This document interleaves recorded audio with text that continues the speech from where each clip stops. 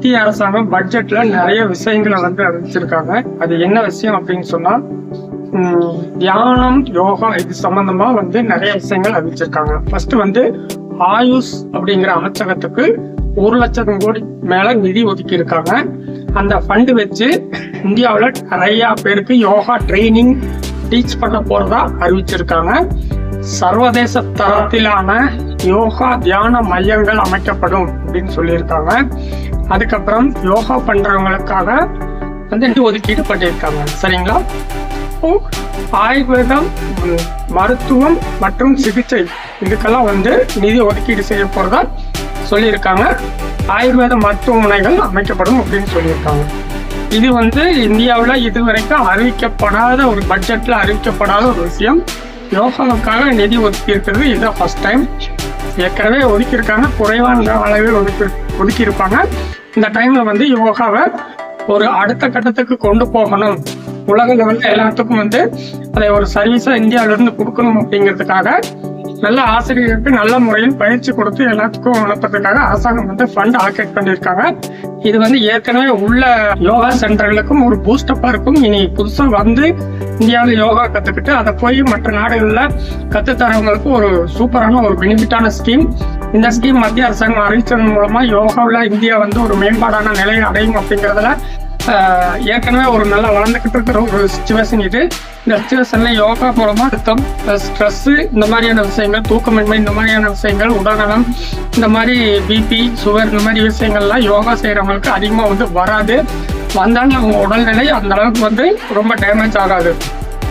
உணவு கட்டுப்பாடு இதை பற்றின விஷயங்கள்லாம் வந்து இதுல வந்து வரும். இதன் மூலமா வந்து மக்கள் ஒரு விழிப்புணர்வு அடைவார்கள், பயனடைவார்கள், மருத்துவ செலவு குறையும். இதனால ஹாஸ்பிட்டலுக்கு போக மாட்டாங்க, ரொம்ப ஸ்ட்ரெஸ் இல்லாமல் இருப்பாங்க, நோய் இல்லாமல் ஜனங்கள் ஆரோக்கியமா நீண்ட காலம் இருப்பாங்க, நல்லா உழைப்பாங்க. அதனால இந்தியாவுடைய பொருளாதாரமும் வளரும். இதுதான் வந்து இதனுடைய கான்செப்ட்.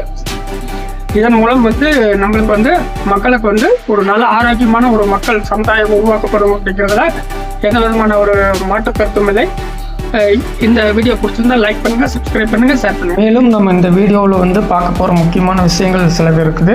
அது என்னென்னா வருமான வரி, தனிநபர் வருமான வரியில் மாற்றம் இல்லை, புதிய வருமான வரி சட்டம் அமல், F&O ஃபியூச்சர்ஸ் அண்ட் ஆப்ஷன்ஸுக்கு வந்து வரி உயர்வு. அதனால தாங்க இன்றைக்கி மார்க்கெட் வந்து டபுகுடின்னு கீழே இறங்கிடுச்சு.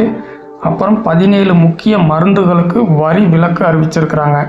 அது போக உள்கட்டமைப்பில் என்னென்ன விஷயங்கள் பண்ணியிருக்காங்க அப்படின்னா 7 புதிய அதிவேக ரயில் வழித்தடங்கள் வந்து அமைக்க போகிறதா அறிவிச்சிருக்கிறாங்க.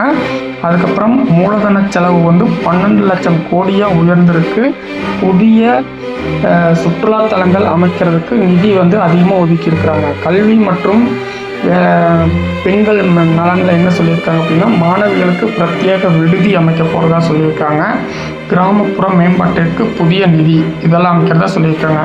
பொருளாதாரம் சார்ந்து என்ன சொல்லியிருக்காங்கன்னா MSME ஸ்கீமுக்கு ஊக்கத்தொகை சலுகை இதெல்லாம் வழங்குறதா அறிவிச்சிருக்கிறாங்க. வங்கிகளை பற்றி மறு ஆய்வு வந்து அமைக்க போகிறதா, பேங்கிங் சிஸ்டத்தையே முழுசாக ரிவ்யூ பண்ண போகிறதா சொல்லியிருக்காங்க. இதனால GDP வந்து 6.7%லேருந்து 7.2% உயரும் அப்படின்னு சொல்லியிருக்காங்க. அப்புறம் உங்களுக்கு வந்து தமிழ்நாட்டுக்கு இதில் என்னென்ன இருக்குது அப்படின்னா ஆதிச்சநல்லூர் உள்ளிட்ட முக்கிய இடங்களை அமைச்ச ரயில் வழித்தடங்கள் வந்து இருக்குது. உள்கட்டமைப்பு திட்டங்கள் வந்து பட்ஜெட்டில் இடம்பெற்றிருக்கு. இதாங்க வந்து பட்ஜெட்டில் இருக்கிற முக்கியமான விஷயங்கள். இந்த விஷயங்கள் உங்களுக்கு பிடிச்சிருந்தா லைக் பண்ணுங்கள், சப்ஸ்கிரைப் பண்ணுங்கள், ஷேர் பண்ணுங்கள். வீடியோ வந்து கண்டிப்பாக வந்து அடுத்தடுத்த வீடியோ பார்க்கணும்னா சப்ஸ்கிரைப் பண்ணுங்கள்.